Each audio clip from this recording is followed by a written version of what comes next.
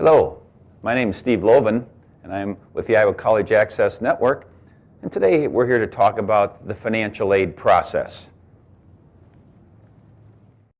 That you may have on the process.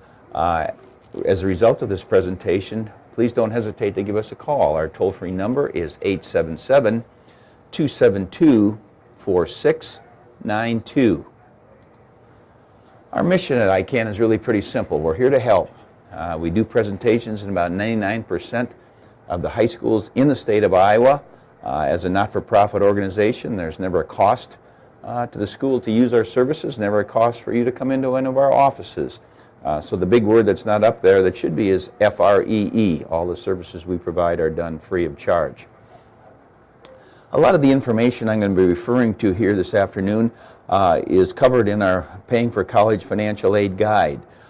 You may want to check with your school counselors. Like I said, since we do presentations in about 99% of the high schools in the state, hopefully your counselor will have a copy of that financial aid guide.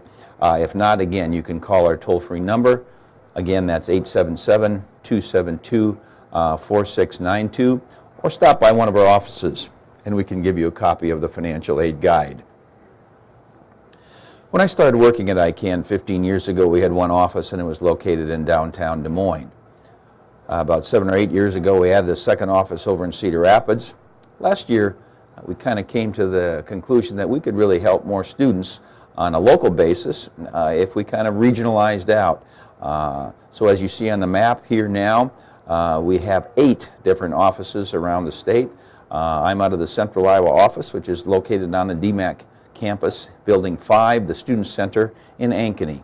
All other locations are located on or very near college campuses.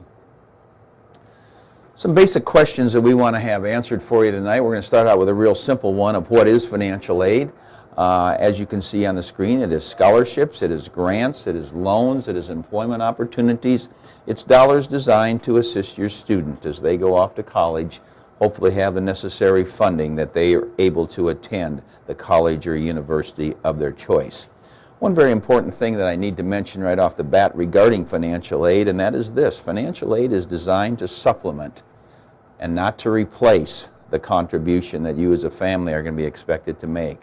The government's going to ask you to contribute towards the cost of your student's education, and what you are unable to contribute, that's where hopefully financial aid can step in and make it financially feasible for your student to attend the college or university of their choice. We have 2 categories of aid. We'll start at the bottom on the screen with what we call merit-based aid. Merit-based aid would be awarded to your student because of a special skill or a talent that they have. That skill may take place in the fine arts area, it may take place in the athletic area. Most importantly, of course, it may take place in the classroom, in the academic area. And someone would want to offer your student a scholarship based on that special skill or talent without at all taking into account the financial circumstance of the family. The other category, like the name implies, is need-based aid, which is assistance awarded to your student based on your family's financial circumstances. Let's define financial need. It starts with cost. What's going to cost me to send my son or daughter off to college?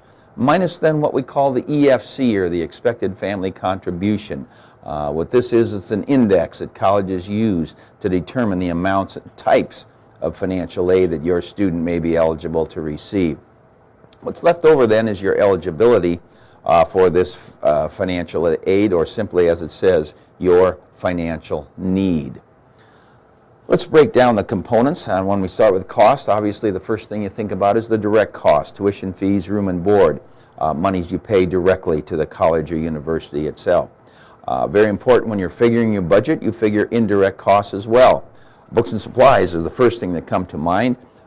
We usually estimate that you're probably going to spend anywhere from $800 to $1,400 a year for books. That's a lot of money. Certainly something you want to build into your budget.